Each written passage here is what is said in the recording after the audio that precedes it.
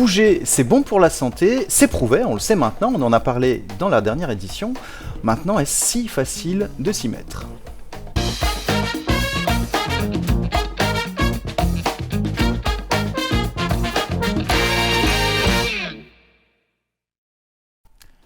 Bonjour à toutes et à tous, bienvenue dans cette édition des Causeries de la Santé, vous connaissez bien maintenant. Nous sommes dans cette série dédiée à l'activité physique, au sport et à la santé. Rappelez-vous, lors de la première édition, nous recevions Bruno Lomarchand et nous avons pu revoir tous les bénéfices que la pratique d'une activité physique nous apportait et de manière démontrée scientifiquement par la preuve. Voilà. Aujourd'hui, on va poursuivre notre réflexion sur ce sujet, maintenant qu'on sait qu'il y a quand même tout intérêt à s'y mettre, mais on le sait, vous et moi, que ce n'est pas si simple de s'y mettre plusieurs fois. Certainement, vous l'avez déjà fait au 1er janvier. Cette année, je me mets au sport, et puis au mois de mars, c'est fini. Il est intéressant de se poser des questions, mais finalement, quelles sont les mécaniques derrière tout ça ? Qu'est-ce qui fait qu'on s'y met ? Qu'est-ce qui fait que ça perdure ? Ou qu'est-ce qui fait qu'on n'y va pas ? Et pour parler de tout ça aujourd'hui, on a le spécialiste, vous le connaissez, vous l'avez certainement déjà vu sur cette chaîne, Éric Lacroix. Bonjour. Bonjour Cédric. Merci d'avoir accepté notre invitation pour évoquer ça. Peut-être en quelques mots, ce que vous faites, qui résume un peu votre spécialité pour ceux qui ne vous ont jamais vu. En fait, je suis directeur du service des sports de l'Université de La Réunion et en même temps, je suis préparateur mental, coach sportif. Je suis un vrai passionné en fait de l'effort. Là, je travaille beaucoup en ce moment sur le côté addictif de la pratique physique. Et mon métier principal, c'est quand même directeur du service des sports et c'est pour ça aussi que je fais des causeries. J'aime beaucoup ce côté-là. Voilà pourquoi on lui a demandé de venir sur cette édition. Il a effectivement toutes les casquettes qu'il faut pour répondre à cette question que je posais au tout départ. Est-ce si facile de s'y mettre ? Alors, je vais peut-être commencer à plonger dans le sujet tout de suite. Est-ce si facile de s'y mettre ? On l'a évoqué en préparant cette émission. En fait, contrairement à ce qu'on peut se dire, c'est un peu plus complexe que ça, de se lancer dans une pratique d'activité physique régulière et puis sur le long terme, parce que c'est surtout ça le sujet. Oui, c'est vrai qu'on réduit et c'est vrai que la thématique aujourd'hui, c'est activité physique et santé et on parle d'activité physique. On ne parle pas forcément de sport. C'est vrai que c'est le côté de bouger, de se mettre en action, qui peut aussi être un sport, évidemment, un peu plus aussi tourné vers la compétition, vers des défis, etc. Mais l'activité physique en elle-même, elle est vaste, parce qu'on pourrait très bien justement faire des travaux à la maison et dire qu'on est en activité physique. Donc c'est vrai que là, on va essayer d'aller plutôt peut-être sur le côté aussi activité, on va dire sportive, Et ce qui est délicat et difficile, c'est vraiment voir que c'est très contextuel en fait. Ça dépend du contexte dans lequel on est, on va le voir, on va avancer. Et c'est pour ça que moi je parlais comment s'engager, comment trouver l'envie. C'est lié fortement finalement au contexte et au comportement des personnes.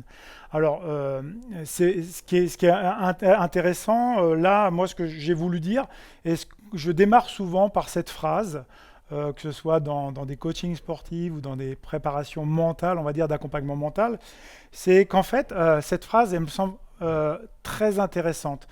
En fait, nous sommes des êtres mimétiques, c'est-à-dire par mimétisme, nos neurones miroirs, mais aussi sociaux. On a besoin d'appartenance.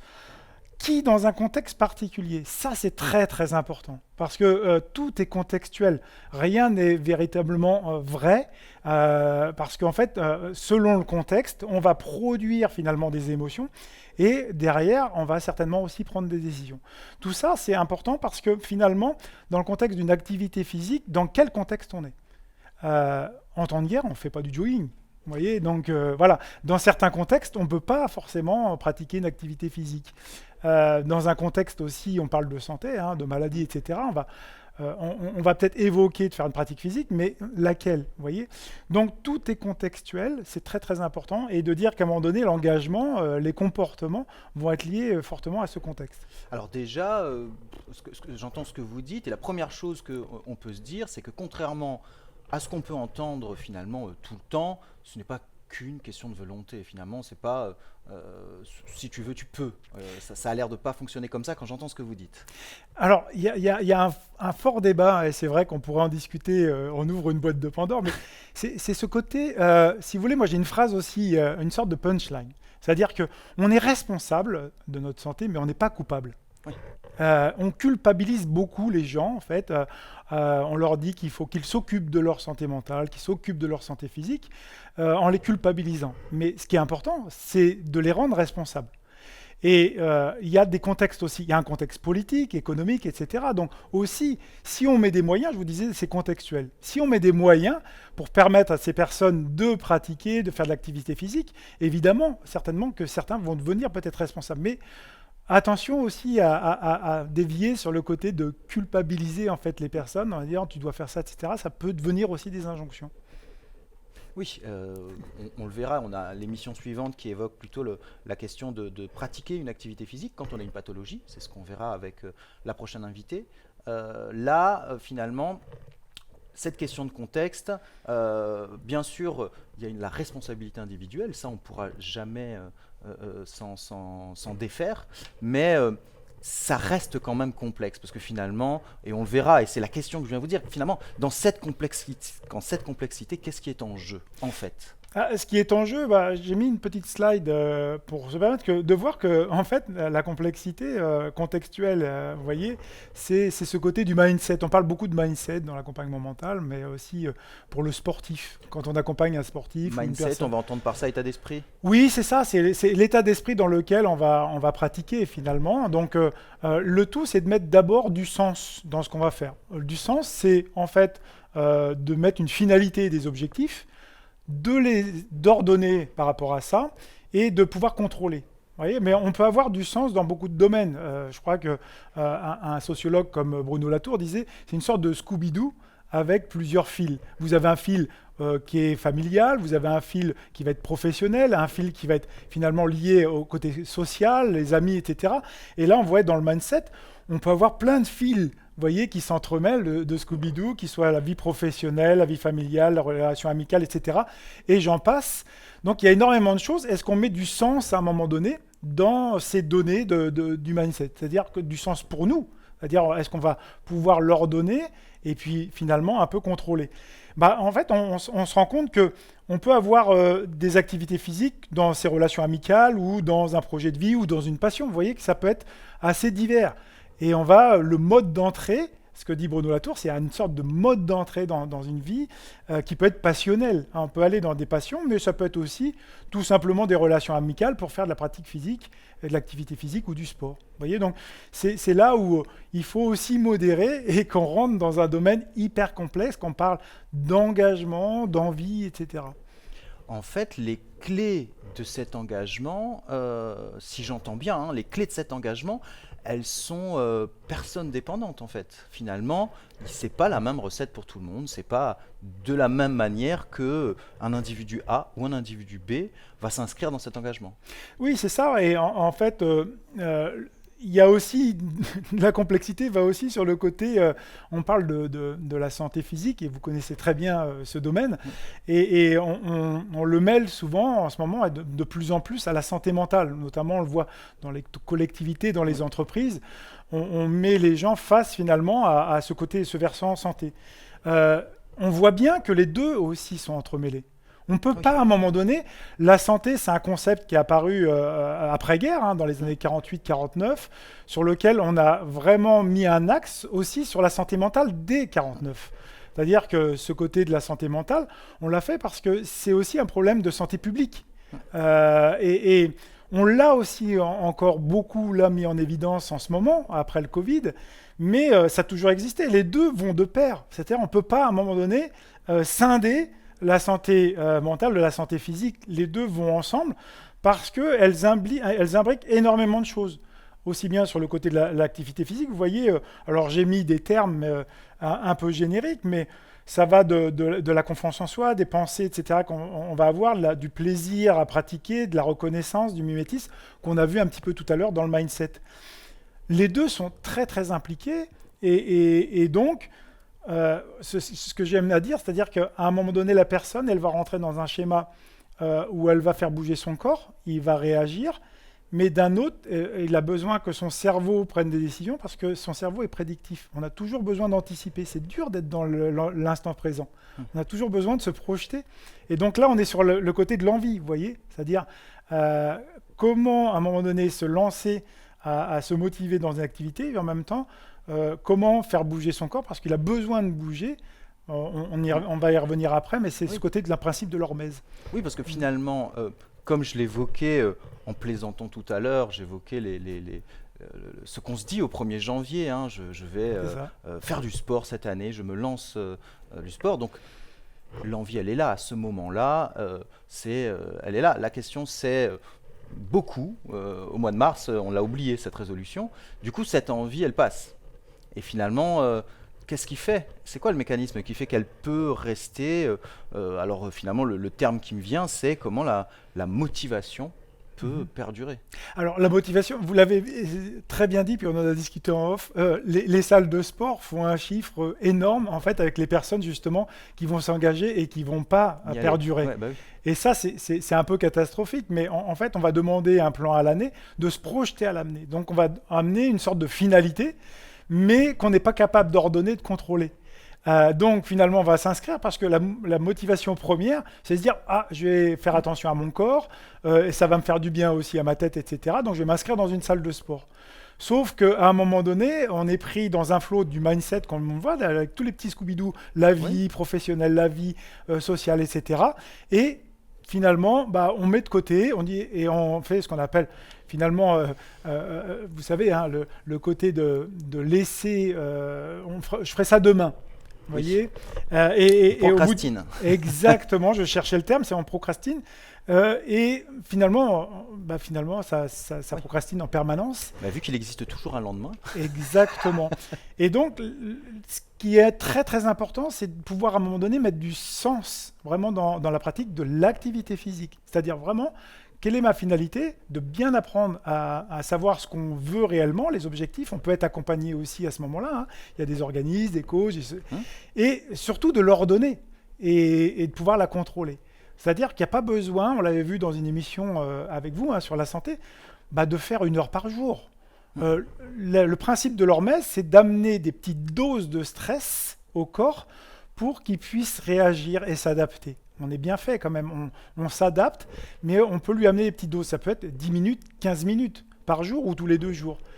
Et c'est là où le bas blesse, c'est-à-dire qu'on part sur des grosses doses parfois. C'est-à-dire on dit on va dans la salle, je vais faire 1 heure, et finalement on ne peut pas perdurer dans ses habitudes, parce que nous sommes nés des habitudes. Finalement, est-ce qu'on peut se dire que dans la plupart des cas, il y a la volonté d'y aller, on y va, mais en fait on s'y prend pas très bien, et c'est une des causes du fait que ça perdure pas. Est-ce qu'on peut l'envisager de cette manière? Oui, c'est une des causes, mais c'est vrai que on est aussi basé sur les effets du stress, c'est-à-dire qu'à un moment donné, quand on va aller faire 1 heure de pratique, est-ce que ça va amener un stress entre guillemets positif pour l'organisme ou est-ce que ça va être un peu délétère? Et c'est la question qu'il faut se poser, c'est-à-dire quelle dose moi je dois amener pour que mon organisme puisse s'adapter. Donc j'ai amené une petite slide parce qu'elle est aussi intéressante à suivre et on l'avait vu sur des causeries, c'est-à-dire ces états de l'activité sur le cerveau où on peut voir un côté plutôt un équilibre subtil finalement entre un besoin de survie et un désir de vivre. Alors on le voit, c'est le côté, soit on est sur le côté de la vie, c'est-à-dire on va chercher des hormones et des neurotransmetteurs qui sont reliés finalement à un état un peu attractif. Ouais. Le shoot de dopamine, on peut même parler d'un petit côté addictif à la pratique sportive. Oui. On va chercher du plaisir, on va chercher un shoot de dopamine, on va chercher de l'ocytocine, de besoin d'appartenance avec l'autre, on va faire du sport ensemble, on va aller chercher des endorphines. Ça, c'est vraiment la pratique sportive qui peut l'apporter, vraiment. Si ce n'est pas des produits, c'est la pratique sportive en priorité. Le côté de la sérotonine, c'est le besoin de dire voilà, je suis quelqu'un, je suis pas n'importe qui, j'arrive à faire presque un défi pour moi, j'arrive à faire un 10 km, voilà, vous voyez. Et d'un autre côté, il y a un effet aversif, c'est-à-dire cette dose de stress qui peut amener un état, vous voyez, sur le cortisol, trop de fatigue, la noradrénaline parce qu'on n'est pas dans un contexte sain de pratique, etc. C'est une subtilité, et c'est vrai que, vous voyez, je vous ai amené cette slide avec quelques sources, mais sur ce côté d'adaptation, en fait, qui est très très important, non seulement pour notre corps, mais aussi pour notre cerveau. L'enjeu, c'est bien de trouver un équilibre dans tout ça finalement. Et si je me projette dans une approche assez concrète, même pour les gens qui nous regardent, euh, on dit qu'effectivement ça va perdurer. Bah alors, l'équilibre de ça, c'est un des éléments qui fait que ça perdure. Il y a tout intérêt plutôt à pas y aller n'importe comment alors, et d'aller plutôt dans quelque chose d'un peu encadré qui peut accompagner. Oui, en fait, là, si vous voulez, je vous ai amené des prismes différents, Mm. des lectures différentes, et c'est une version un peu holistique, on va dire globale, pour vraiment comprendre. C'est-à-dire qu'à un moment donné, on peut se servir dans un accompagnement sportif ou dans un accompagnement mental de la philosophie, des neurosciences, de la psychologie, de l'aspect scientifique de la pratique sportive, qu'est-ce qu'elle apporte, etc. Et vous le voyez d'ailleurs avec des intervenants. Mais c'est ça qui est intéressant, c'est la lecture qu'on va en faire. Là, je vous ai montré une lecture finalement sur l'activité du cerveau, on était sur les neurosciences, mais là, vous parlez aussi de l'aspect social. Oui. C'est vrai que ce besoin d'appartenance, il est aussi très très important. On le voit bien, on va chercher de l'ocytocine, donc c'est relié. Quelqu'un qui va faire du sport au début, c'est pas forcément parce que on lui dit que c'est important de faire du sport. On parlait de culpabilité tout à l'heure. C'est peut-être parce qu'il a envie de maigrir, donc c'est une motivation personnelle, ou c'est parce qu'il y a un groupe qui en fait, qui lui dit ah bah viens avec nous, on va faire un petit footing, on va aller faire dans la salle, un peu de sport, etc. C'est là où aussi il y a des éléments déclencheurs qui sont importants, des modes d'entrée, mais sur laquelle, bah voilà, ce qui est difficile, c'est de perdurer, que ce soit pérenne en fait. Vous voyez, c'est C'est ça la ça. complexité. C'est ça, on en a parlé. Bah, c'est un peu le sujet depuis le début.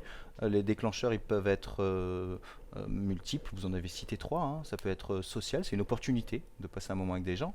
On le verra dans la prochaine édition. Ça peut être aussi une pathologie, ça peut être un déclencheur. Et puis c'est le soignant qui vous dit que vous n'avez pas trop le choix, il va falloir bouger un peu plus. Et puis il y a l'autre déclencheur, comme par exemple un objectif, comme celui de maigrir, qui est, on ne va pas se mentir, quelque chose qu'on retrouve très souvent, hein, puisqu'il y a quand même un culte du corps aujourd'hui.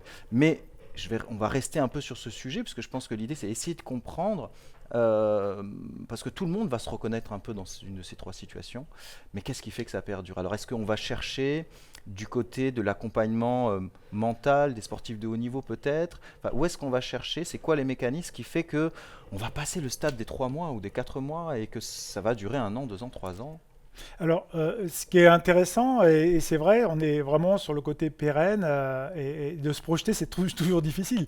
De dire que finalement, on va pouvoir continuer dans 2 mois ou 3 mois ou 4 mois. L'essentiel, c'est d'apporter cet effet, ces principes de l'hormèse, qui puissent apporter aussi des effets bénéfiques. Et parce qu'en fait, si on le regarde sur cette slide, l'activité physique, elle impacte beaucoup de choses. Elle peut impacter finalement quand on va pratiquer, elle va impacter nos émotions, elle va impacter notre gestion du stress, elle va aussi faire un gros travail sur notre attention, on va être à un moment donné plus attentif à certaines choses, et donc la concentration derrière, elle va aussi, ça a été prouvé scientifiquement, qu'on va aussi agir sur la mémoire, donc on va jouer sur l'hippocampe, etc. Il va y avoir des zones qui vont jouer avec l'amygdale, etc. et sur l'hippocampe, et la capacité d'apprentissage. Bref, l'activité physique, c'est super important. Et vous en parlez vraiment très bien dans ces causeries ou dans les émissions qui sont liées à la santé, mais on ne parle pas de sport là, on parle d'activité physique, et parce qu'on peut être sportif sédentaire.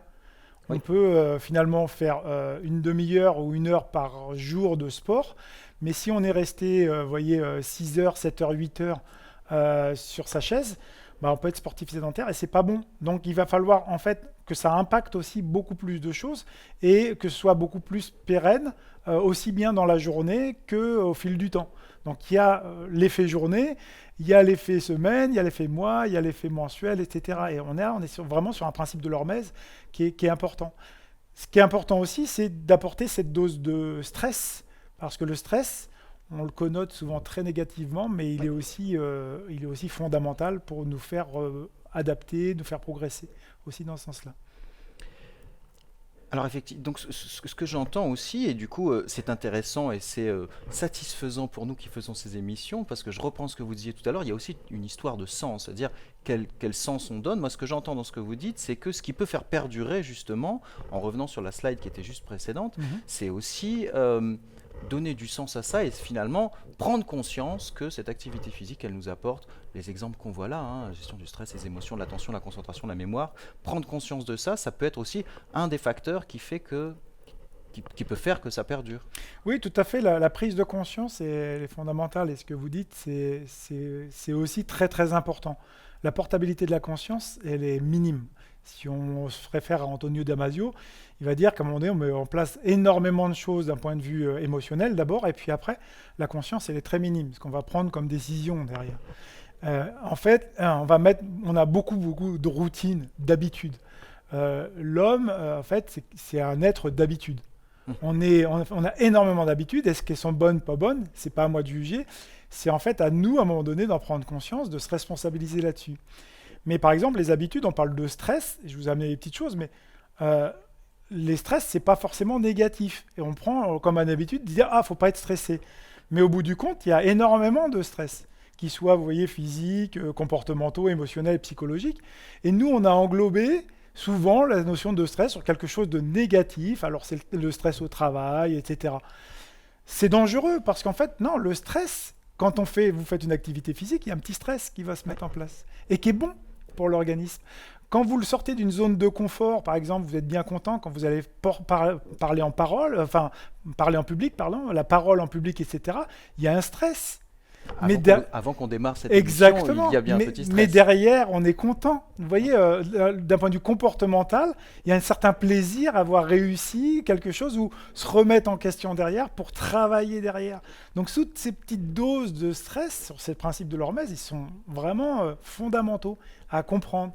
Et cette conscience que vous dites, c'est que par exemple, la conscience du stress, euh, on le met comme quelque chose de négatif, on l'apporte comme une pensée négative en permanence, et c'est pas forcément bon dans notre vie.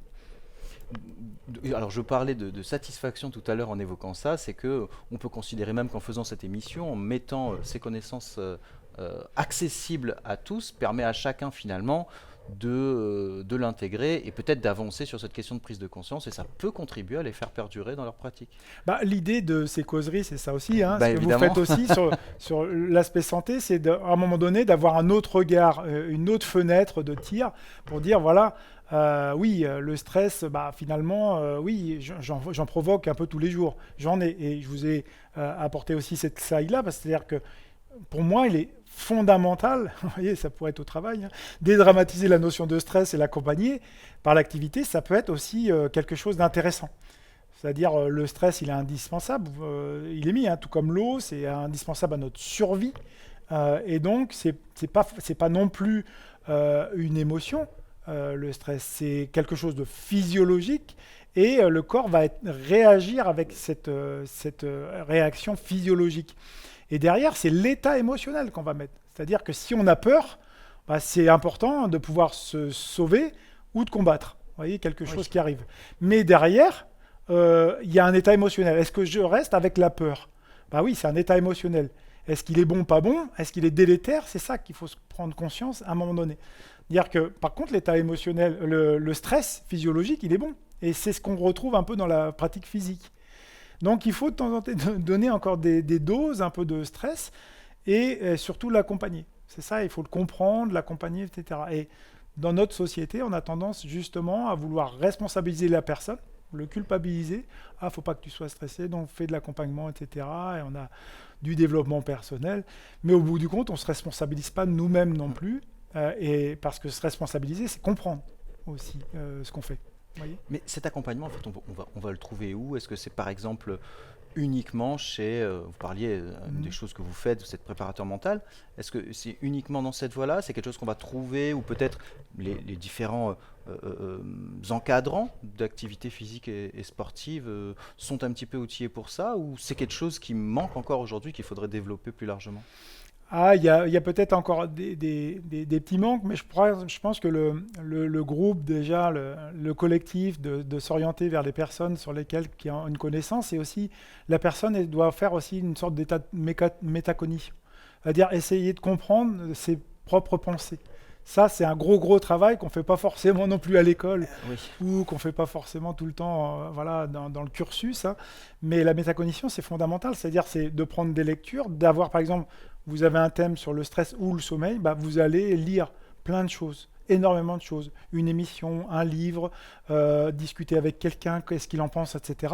Vous allez pouvoir vous faire un avis sur lequel vous allez, parce que votre pensée elle est atomique, elle va le mettre à un moment donné, quelque chose qui pour vous a de la valeur, qui pour vous est représentatif, et vous allez avoir une bonne représentation. Parce que souvent on a une connaissance très sommaire. Ah bah le sommeil c'est ça, ah le stress c'est ça. Comme je vous disais, le stress, bah c'est ça.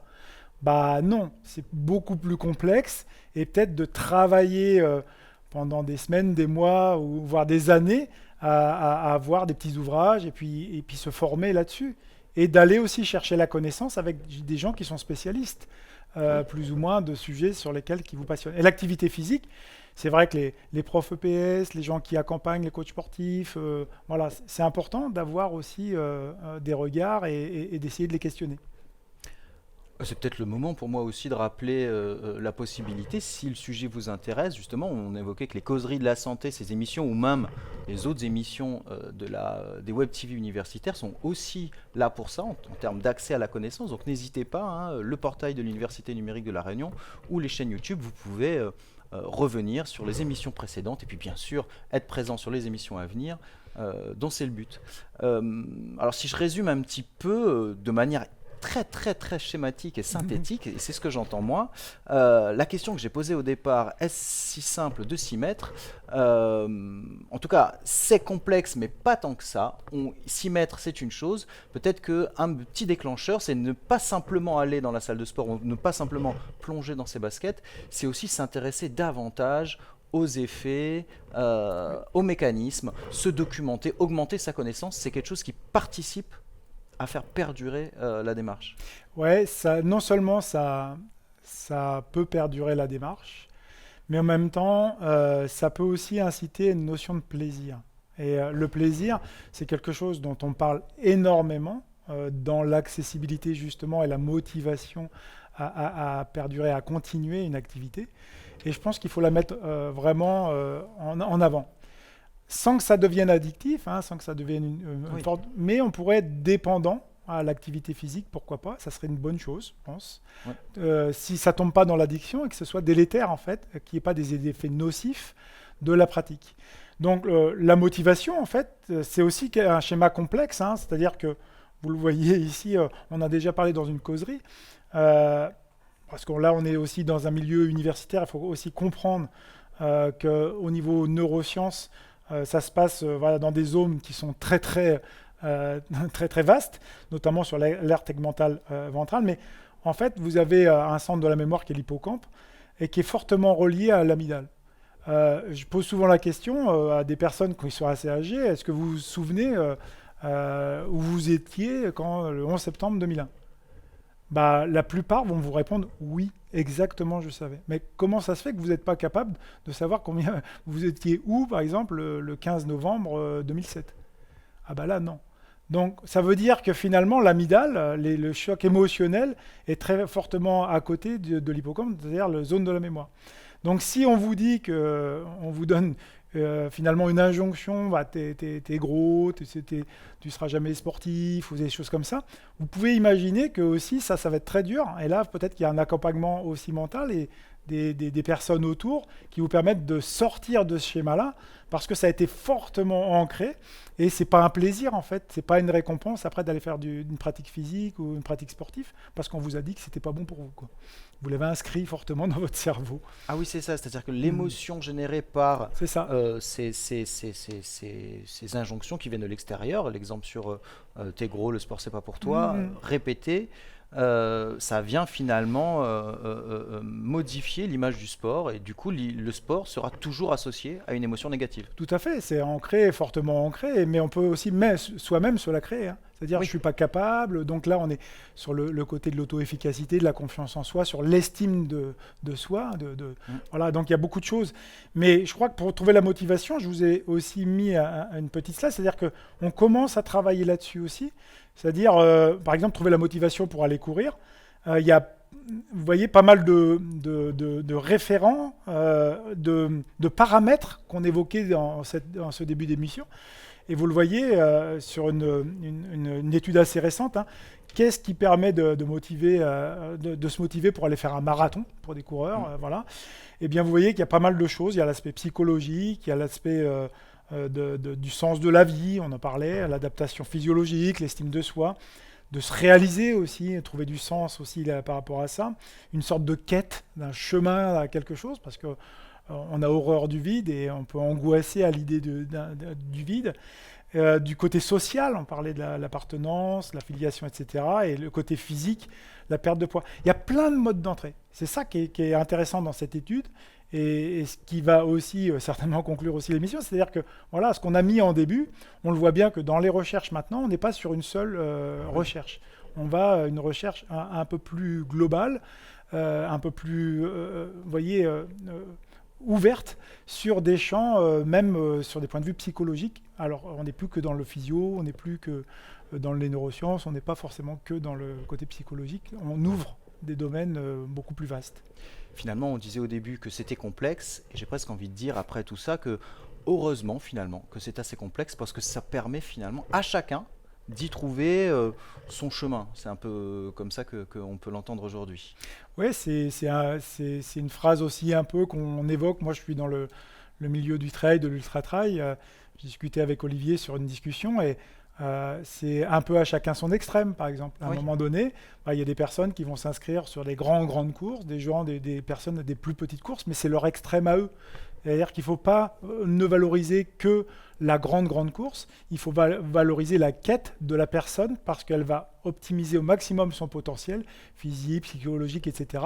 pour réussir, pourquoi pas faire 10 km, 20 km, 30 km ou un défi qu'elle s'est donné.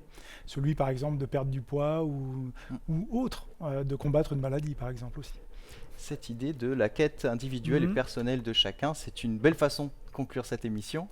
Merci beaucoup. Alors vous l'avez entendu, hein, finalement, c'est à notre portée, c'est à votre portée. Il faut s'y intéresser, il faut y aller, effectivement. À un moment donné, il faut y aller, mais il faut aussi s'y intéresser, comprendre. Voilà, on se retrouve dans la troisième causerie, troisième épisode de cette série. On évoquera cette fois-ci le cas plus particulier des personnes qui ont des pathologies. D'ici là, merci beaucoup de nous avoir suivis. Je vous rappelle le portail de l'Université numérique de La Réunion pour revoir les anciennes émissions ou suivre les prochaines, ou les chaînes YouTube ou Facebook de l'Université numérique de La Réunion. Merci Éric Lacroix, à très bientôt, on ne manquera pas de se revoir. Je vous remercie également, bientôt.